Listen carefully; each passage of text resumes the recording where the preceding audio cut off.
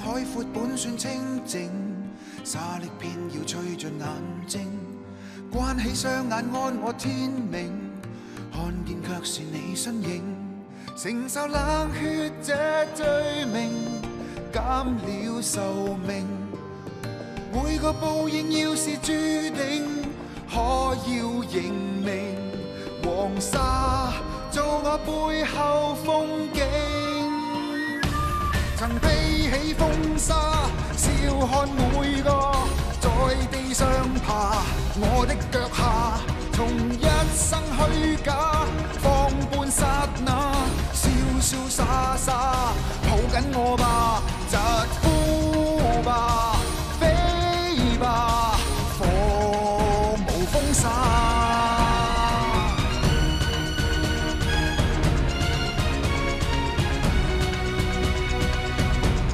想要留下說多句夢話，門外卻是我天下。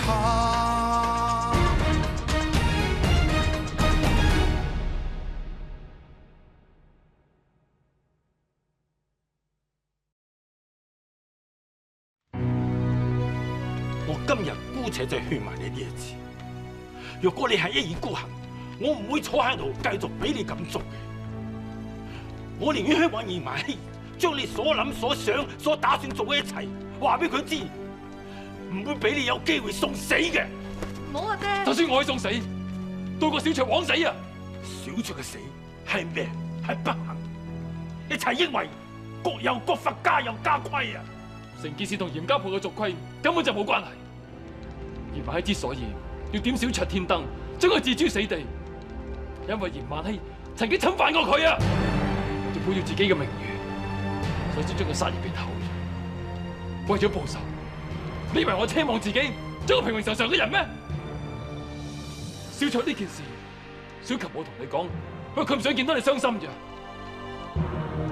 但係既然我到咗呢個地步，我咁辛辛苦苦放棄所有人嚟到呢個地步，你都仲要阻我啊？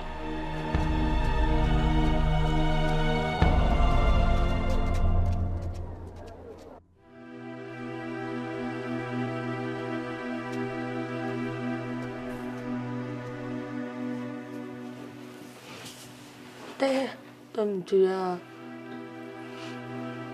阿爹冇鬧你，阿爹係撈緊自己啊！爹啊！一直以來，我以為自己對你家姐嘅死係放得最開、睇得最通透嗰個，到頭來，原來我只不過係最傻、最蠢嗰個。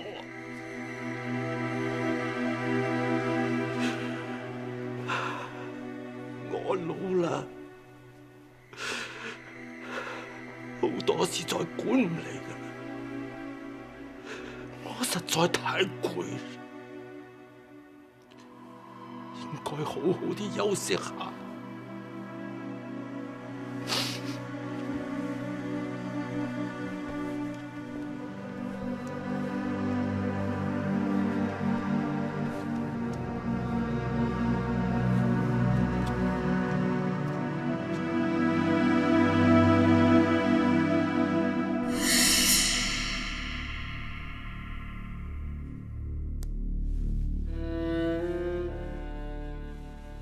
婆婆，係朗月啦，都係一條白頭髮啫。呢一排大家都費心傷神，難免嘅。你以為我怕老咩？我寧願婆婆你有精神有心機去怕老，多過諗起白頭人送黑頭人呢類説話。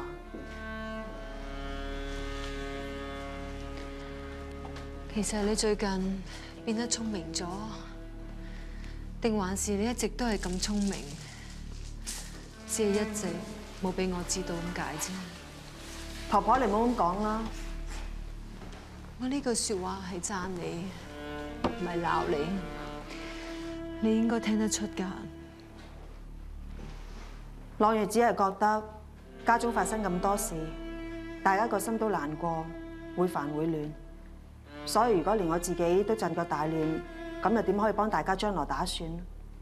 或者係因為咁，我睇得比其他人通透，似係變得比以前聰明咁啫。路遙知馬力，睇嚟我將屋企盤數交俾你，早就應該。唔好咁講啦，婆婆。有好多事情我仲要你俾主意㗎。我而家春芬要留要走嘅事，我知最終點都唔可以逆東陽嘅意思。但係眼前有大事佢唔管，就淨係照顧到一個春芬咁又有咩用啊？東曉一去，五叔嗰班人就睇死我哋長房人丁單薄，冇子孫命。以後嘅日子，我睇怕仲難過。係會難過，但再難過，亦係咁過，更難過，亦要去過。婆婆，唔好再問我啦，我真係冇本事俾啲咩意見你。唔好睇輕自己嘅能力啊！論本事，你我都差唔多。不過以往，因為東曉，我一定要比其他人強。為咗東曉，再困難嘅時刻，我都要諗辦法去過。而家，婆婆，你都係唔好諗咁多啦。我諗你都係覺得攰，覺得頭長。嚟啊，我幫你按摩。唔需要噶啦，喺外邊，東陽就係當家；喺呢間屋入邊，你就係一家之主。有呢粗重功夫唔需要你去做。反正東曉唔喺度之後，我亦冇需要為任何人籌謀打算，亦唔會傷神傷腦。以後我都唔會頭痛噶啦。婆婆，呢頭家我真係唔知擔唔擔得起。為你自己，你梗係擔唔起啦。但係為其他人，為咗東陽，往日再厲害嘅事你都做得出。從今以後，你為嘅就係為咗東陽。你放心啦，你一定有本事擔當得起嘅。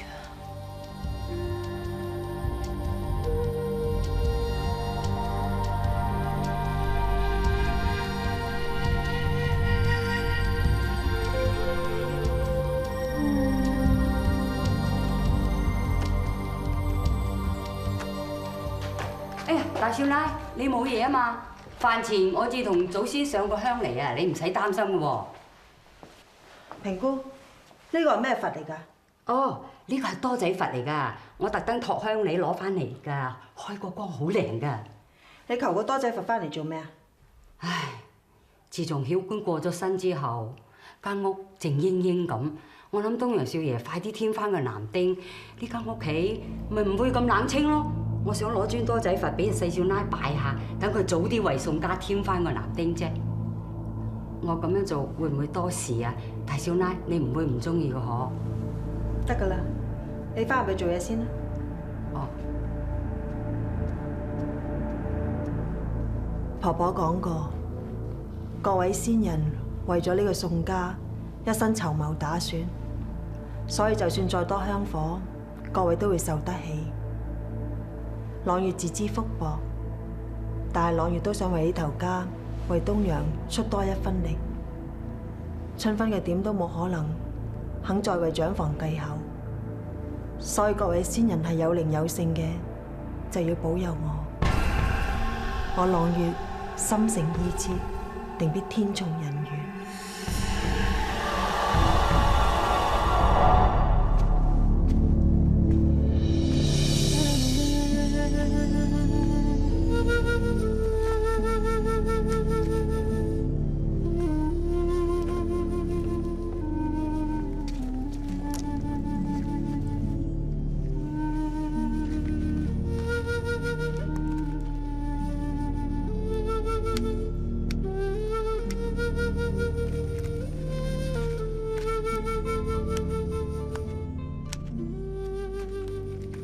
等我嚟啊！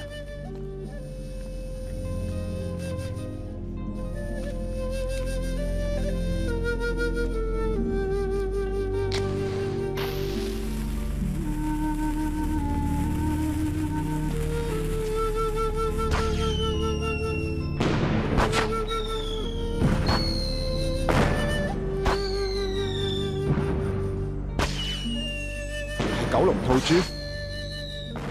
東耀新前唔中意玩陀螺，其他嘅煙花炮竹佢都冇興趣。單單呢個九龍筒豬，我曾經聽佢講過一次，話覺得好靚。可能係我管得佢太嚴厲啦，成日要佢認字學珠算，冇俾佢好好享受過細路仔嘅玩意。今晚有幸俾我喺度見到老闆，上天始終都對我不薄。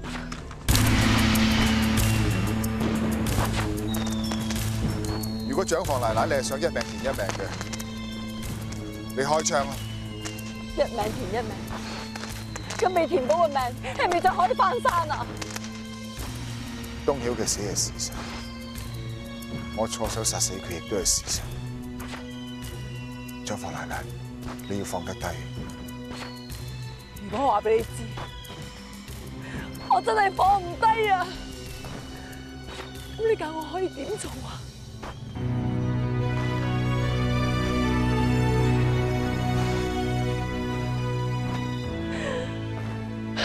估唔到，天底下仲有啲事情係嚴老闆你答唔到，但係我照樣識得答你。就等我話俾你知，當我放唔低嘅一切，我仲可以點做？唔好啊！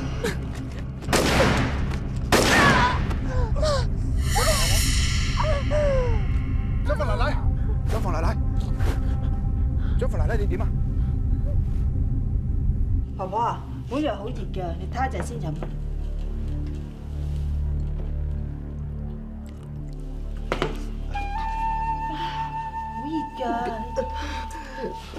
點解會咁嘅？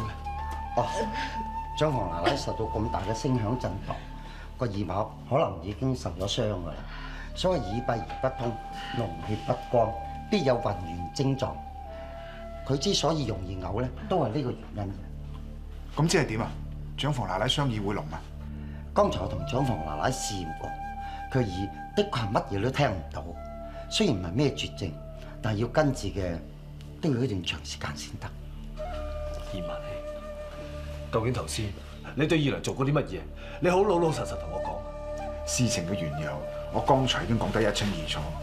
如今長房奶奶都叫做保住條命啦。二娘之所以會自尋短見，皆因都係你。宋當家，事已至此，你又何苦將件事情鬧大呢？俾人知道長房奶奶有輕生之念，對你哋嚟講會好聽咩？婆婆啊，碗藥啱飲㗎啦。好暈啊，唔飲啦。大夫，我婆婆唔肯食藥，咁點算啊？暫時佢係有一排難受嘅。你勸長房奶奶習慣下先啦。總之藥照食，平時多啲留意下佢。咁咧就忌飲濃茶，少肉少煎炸。過2日再睇下個進展如何先咧。咁你送二娘翻去先。婆婆，我哋走啦。我送你哋。唔使你咁碌心。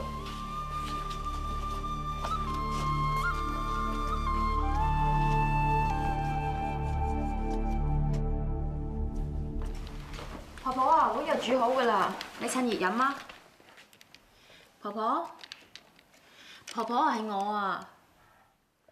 點解你要入嚟㗎？大夫話呢碗藥咧多飲有益，對你哋耳好㗎。攞藥嘅事，你叫朗月佢哋做咪得咯？我唔係已經同你講過咯咩？以後呢一頭家嘅事，唔需要你再為我哋費神㗎啦。我都係想為曉官盡點力啫。係啦，曉官俾子彈射穿嗰件衫，我已經收好放咗喺衣櫃度啦。仲有事要同我講咩？我真係冇用啊，唔識字，想同你溝通都唔得添。知啦，食藥啊嘛，攤凍咗我自然會食噶啦。你返房休息啦。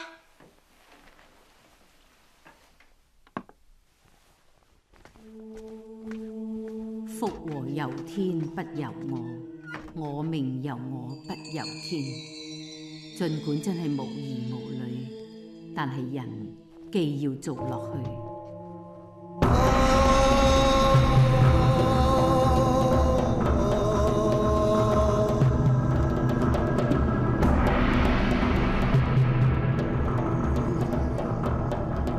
你就總要有所求，總唔可以認命，就咁孤寡終老。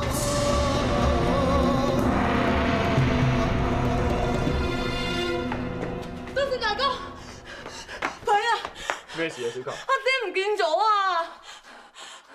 佢咪行開行埋，唔記得講低呀？唔會㗎，佢平日連大街都唔願出一步嘅，就算係啊，佢都係落山打井啫。但係而家井都打好啦，全部工具又喺齊屋企，阿爹同埋把刀唔見咗啊！刀？咩刀啊？把鐮刀啊！東昇大哥好擔心啊！阿爹會因為知道咗家姐件事，自己一個去揾嚴萬熙算賬㗎。你冷靜啲先，我而家在嚴家鋪走一趟，陣間如果麻大叔翻咗嚟，你就留佢喺度，喺屋企等我，知道嘛？今日之所以請茅大叔過嚟，係關於宋東昇頭婚事。之前傾嘅嗰戶人家已經退咗婚啦。聽媒人所講，對方因為知道東昇以前點過天燈嘅事，所以先至退婚。但老闆託媒嘅時候，早就吩咐過媒人唔好舊事重提。而家搞成咁，唔知大叔有咩睇法咁呢？冇錯，係我講俾對方知嘅。東昇曾經被點過天燈，本來就係事實。我作為佢未想契嘅義父，我唔想人哋嫁咗上嚟嚴家鋪之後，先至話東昇呃呃騙騙啫。講到底，大叔咁做都係唔多似想領老闆好意咁噃。應少奶奶誤會啦。我都希望係一場誤會，但只怕有人怕東昇成咗家之後會有所牽絆，會阻礙到佢心中所想做嘅事，所以而家先發誓人啫。應少奶奶，茅土明白你指嘅係乜嘢？其實嚴家鋪上邊已經再冇咩人談論東昇同宋家細少奶嘅事。嚴老闆當初幫東昇安排婚事，無非都係希望遏止謠言。依家我哋已經達到，東昇成親與否，其實都係多此一舉。至於東昇嘅人生大事，我睇以後都係由我呢個義父幫佢做主，無需要老闆再為佢費心。老闆啊，宋東昇嚟揾茅大叔。嚴老闆，茅大叔，乜你真係？當然啦，大叔佢係嚟為你擋駕噶嘛。茅大叔，小琴佢唔舒服啊，你快啲翻嚟睇佢啦。小琴唔舒服？對唔住嚴老闆，咁早打攪你，我哋走先啦。嚴少奶奶告辭。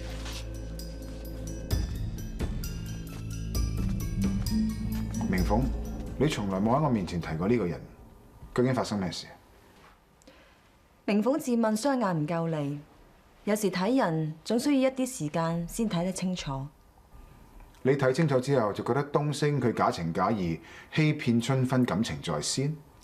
宋東昇喜歡春芬，佢知我知，萬希你亦知。咁你又何苦再當佢係登徒浪子，喺呢個咁濕碎嘅話題上同茅土一樣，再插手理閒事呢？萬希，當年你迫於無奈，先至放棄大少奶，為嘅只係為對嚴家鋪仲有一番宏圖大志，所以唔可以放棄老闆呢個位。但係今日宋東昇放棄春芬，唔通你真係認為佢真係絕無圖謀？防人之心不可無啊，萬希。原來小徐嘅死當中仲有咁大嘅秘密，係我被蒙在鼓裏。又難怪小琴今朝早一唔見咗把刀，就以為我會做傻事。我知大叔唔係一個衝動嘅人，我亦都知道大叔唔願意見到小琴受牽連而魯莽行事。但係今朝早我唔敢埋個萬一，所以我至匆匆趕嚟。你係驚我真係會做傻事，定係驚我會壞你嘅大事？佢有分咗成唔成事？你話俾我聽做咩？我冇講過話咁講會令你好過啲，你千祈唔好誤會啊！就算你真係咁打算，我都唔會好過噶啦。佢嘅說話已經講得好清楚，怪只係怪我搏命，冇資格去留住任何人。要同一個死人嚟比較，本身對你已經係唔公平，點解你仲咁睇自己咧？今日我總算明白，點解你一而再再而三話要走，仲留喺山上邊。依家先知道，明明你係中意細少奶嘅，但係最終又唔肯同佢一齊離開，一切都係為咗一個大計。一個令嚴埋希比死更加難受嘅計劃，我呢個老頑固今次總算冇估錯啦吧？如果我唔係睇過佢往日虛情假意嗰副孝子嘅嘴臉，我亦好難比較得出佢對住你嘅時候所流露出嚟嘅赤子之心。所以我相信佢對你係真心，我亦更加肯定佢要留喺萬希身邊嗰種企圖。世界嘅事往往就係咁荒謬。你係話佢仲喺度諗緊為小雀姑娘報仇嘅事？佢唔單止諗，恐怕已經花咗唔少氣力。我唔知佢咩葫蘆賣咩藥，但觀乎萬希對佢嘅信任，對我中高莫沖一事嚟睇，宋東升應該好明顯已經佔咗上風。大叔能夠心有牽掛，能夠將嚴萬希呢個人放低，我好欣慰。但大叔如果想阻止我，就正如你幫我推住離婚時咁，即使東升唔客氣講一句，大叔無謂再多事。往日我說服唔到你，但係今日連我自己都未必說服到自己一世，再阻你又何苦呢？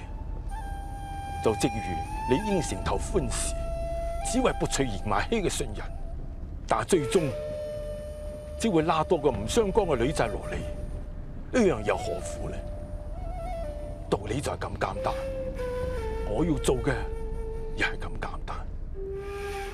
故布疑陣，欲擒先縱。今日再加上一個矛頭，一切都為咗一個死咗嘅小卓而做。春芬，我今日同你講呢番說話，都希望你可以真真正正向呢個男人死心，咁日後我亦都好做事。但係佢愛你係事實，但佢寧願為另外一個女人復仇而放棄你，更加係事實。喺佢心目中，小卓比佢自己條命更加緊要。既然係咁，呢個男人對你嚟講仲值得咩？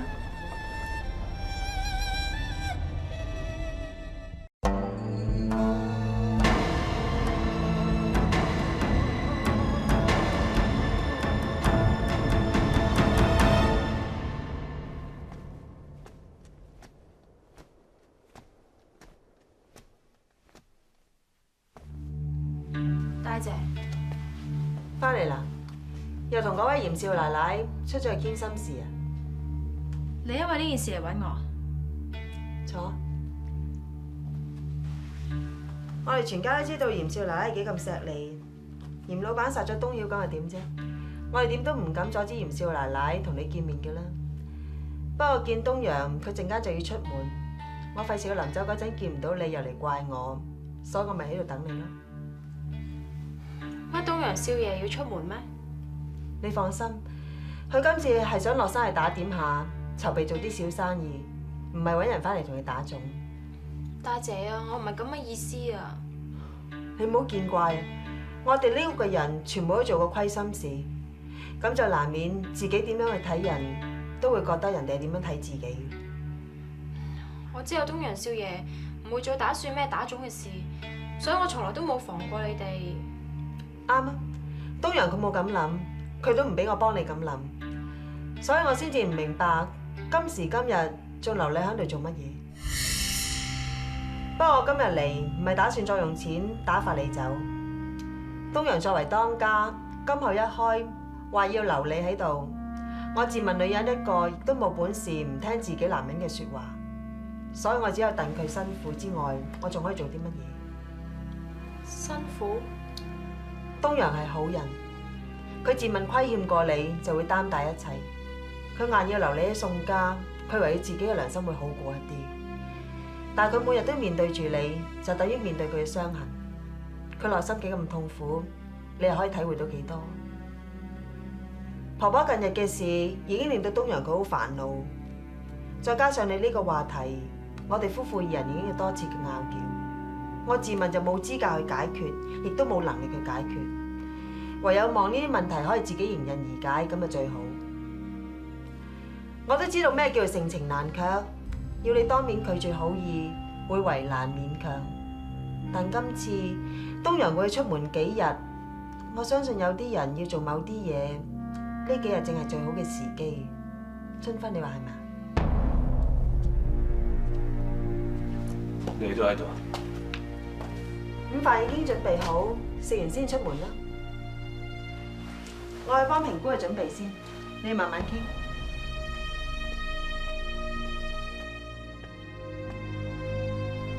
春芬，一陣食完飯可唔可以送我一程？早幾日我做咗件傻事，原本冇打算同你講，但我諗到你遲早都會知，所以我想同你交代一聲。我揾過東升。你揾過佢？係咩事啊？已經唔重要，我只係想講，唔單止你睇錯人，連我自己都一樣。我會照顧自己噶啦，我唔會留喺宋家好耐噶。我揾東升唔係嫌棄你留喺屋企啊！我唔係怪你，我只係想講，我係一個人，唔係一件貨。既然我有腳，我就自不然知道我自己應該行一條咩路。我亦都係想同你講，你係我宋東陽一生唔可以放棄嘅責任。我要好好為你籌謀打算。人喺山上邊係咁諗，唔喺度亦都係一樣。有咁嘅需要咩？我知道朗月同你講咗好多說話。自從東曉死咗，依兩隻耳仔受傷之後，呢個家已經變得不可理喻。你想走，我明白，但係你應該先為自己打算。你就俾我好好為你打算啦。所以你就去揾東升？算啦，你喺佢心目中已經唔存在。調翻轉頭，佢要我將你交託俾佢，我都唔應承。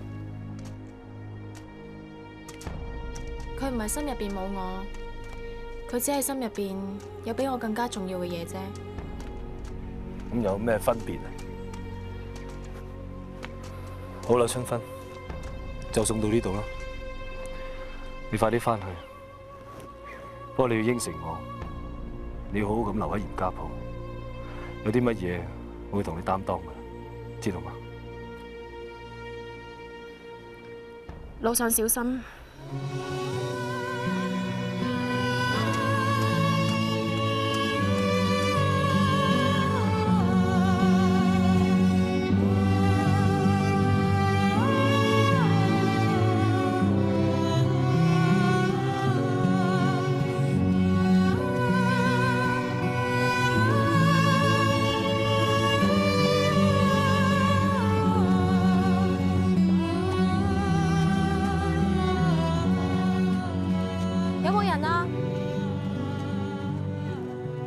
有冇人啊？你係想點啊？小琴見到你就好啦。東升大哥係咪出咗去啊？我唔知，亦都唔想理。小心啊！哎呀，有先同我掟死你哋啊！睇下有幾多掟死嘅人夫啊！都唔知個臭婆娘係真黐定假黐，次次都認到個人嚟掟嘅喎，又唔見佢揾次掟下姓廉啲人。東升大哥冇咁早翻㗎，如果你係要等，你係自己喺度等。同埋我唔該你啊，唔好明目張膽行出呢個門口啊！又唔係唔知上次天燈台發生咩事，你明知廉家鋪啲人啊，得閒冇事做，最中意講閒話㗎啦。你會自己摸上門，都唔顧下人哋嘅。我知道我唔應該嚟揾東升大哥，但我真係有好緊要嘅事，今日一定要同佢講㗎。如果你係有緊要事嘅，就直接過去吉慶堂揾佢啦。吉慶堂？吉慶堂就嚟收葺好，東升大哥近排有好幾晚都要輪班守夜㗎，今晚都未必一定會翻嚟㗎。如果你係唔派嚴家嘅人見到你過去揾佢嘅，你咪過去工場嗰邊咯。其實有幾緊要啊！啲情情塔塔肉麻嘅説話，遲啲講唔會死嘅。我今次嚟唔係想講我同東升大哥嘅事㗎。小琴，我知道你同茅大叔都好痛錫東升大哥，所以一直以嚟佢唔離開嚴家鋪嘅目的係為咗乜嘢？我相信你哋都好清楚。我唔知你喺度講咩喎？我係講緊東升大哥仲未放棄向嚴老闆報仇嘅事啊！或者你同茅大叔都覺得佢咁樣做係啱嘅，我亦冇資格講佢咁樣做係啱定係錯。我淨係知道無論做咩都好，總之冇咗條命嘅就係唔值。小琴啊，我求下你啊，你去吉慶堂同東升大哥講聲又好，等佢轉頭翻嚟幫我同佢講聲又好。總之你話俾佢聽，我今晚會喺天燈台嗰度等佢啊！我唔該你啊！如果你喺佢心目中，即係仲係咁有地位嘅，佢係一早為咗你放棄一切啦。你認為你而家仲可以勸到佢啲乜嘢啫？我唔知道我可以勸到佢幾多啊！但係既然我知道佢有咁傻嘅打算，我就唔可以唔理。你就當我賭一鋪啊！如果佢真係嚟見我嘅話，起碼我仲有機會可以勸到佢啊！如果佢唔嚟咧，至少我有個答案，我會死心可以離開呢度。你明知我唔中意你同東升大哥一齊，我真係唔知你憑乜嘢覺得我會幫你傳呢個口信俾佢嘅。我知道你唔中意我，但我亦知道你同我一樣，最後都係希望東升大哥好。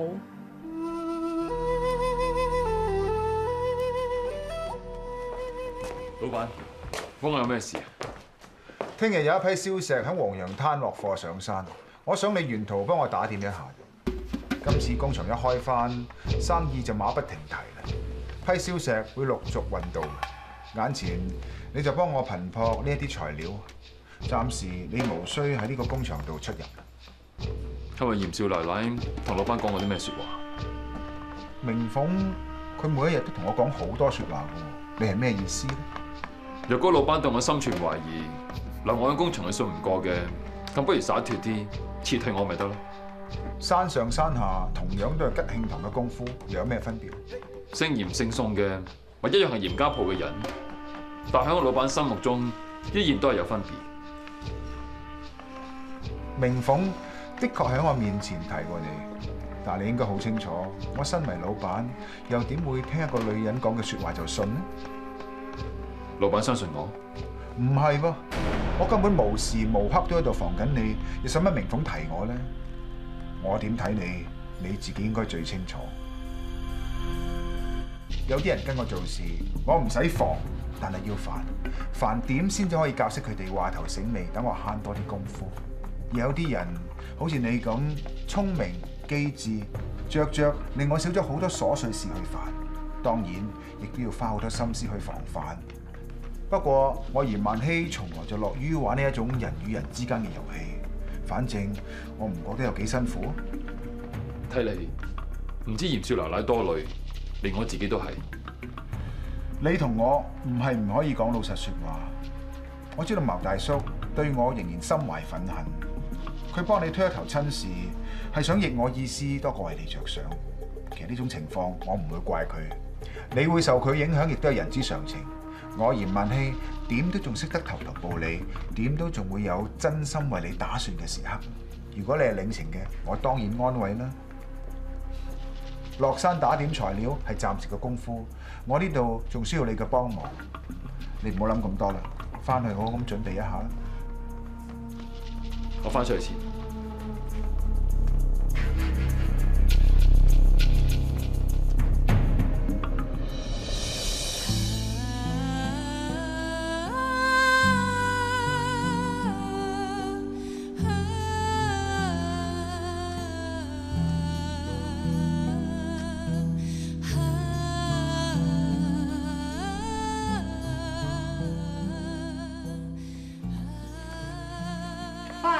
大哥。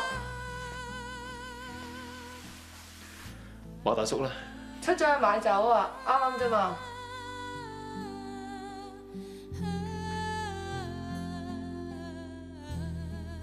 做咩？係咪發生咩事啊？我整咗啲晚飯啊，拎過嚟俾你啊。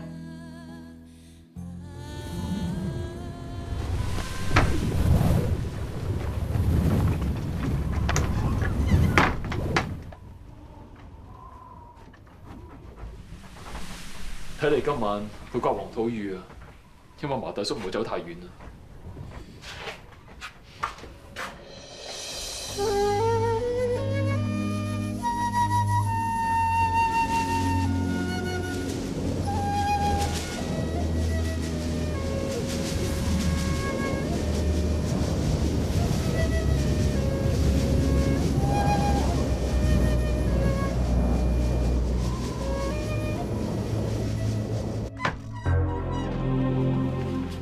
細少奶尋日送咗少爺出門口之後，好似冇翻過嚟喎。大少奶使唔使叫順安出去揾佢啊？唔使，佢人所難嘅事，我哋仲嫌做得唔夠多咩？佢要走，咪由得佢咯。走？細少奶離家出走？佢啲衫留晒喺度喎。可能喺嚴家鋪上邊冇嘢值得春芬去留戀呢。咁使唔使落山通知聲少爺啊？唔好，唔單止少爺，仲喺嚴少奶奶嗰邊。如果有人嚟傳話想約細少奶，你就話細少奶呢幾日唔舒服，唔方便出門。我唔想佢哋任何一個人咁快知道春芬已經走咗。佢哋越遲知道呢件事，就越難再揾佢翻嚟。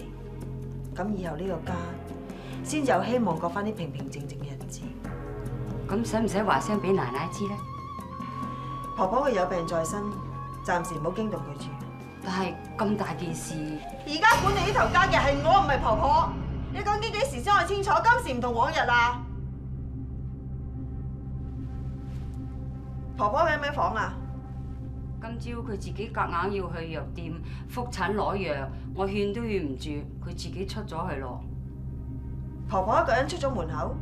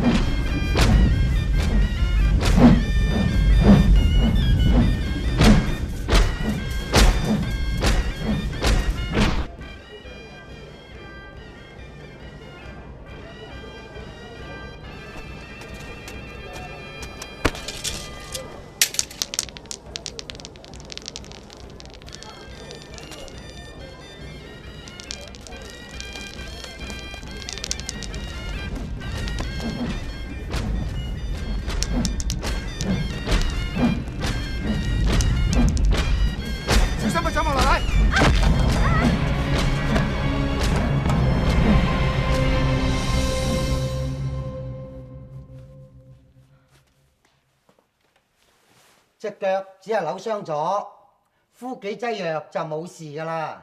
誒冇事咪好咯，係。我都話小意外嚟嘅啫，執唔止有㗎啦。食啲嚟嘅。阿嚴老闆啊，我咧嗌佢哋咧，一係揾個雷仔，一係揾個雷車過嚟，送咗長房奶奶翻去先再講。我哋而家去揾啦，我哋而家去揾啦，快啲啊！係。長房奶奶，你要記住啊，隻腳是小，雙耳是大。你要勤啲嚟，俾我幫你灌藥入耳，同埋落針，咁先快好㗎。覆診啊嘛，我知㗎啦，華大夫，我會嚟㗎啦。你哋等等，我去執啲藥俾你嚇。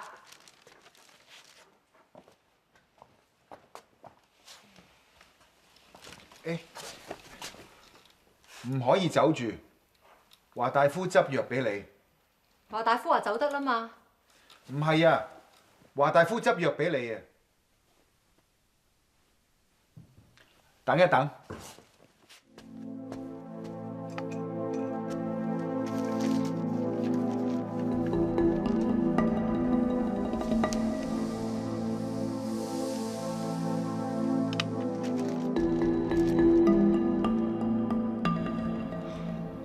我自有分數㗎啦。其實我真係唔想阻嚴老闆你嘅時間，請回啦。我聽唔到嘢啫，隻腳都係少少傷，我都曉得返屋企嘅。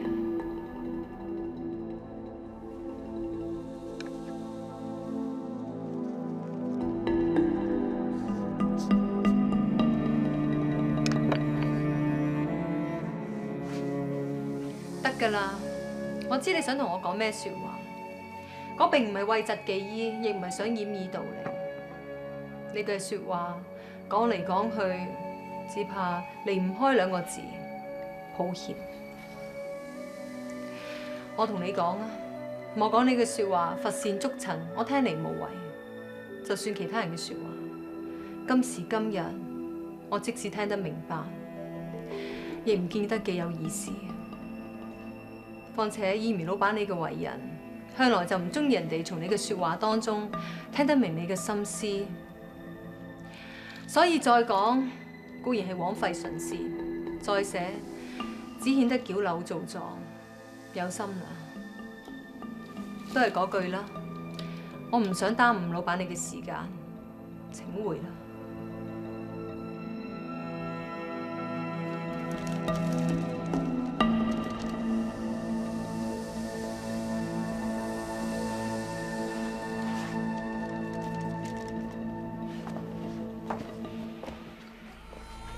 長房奶奶，咁你小心啦。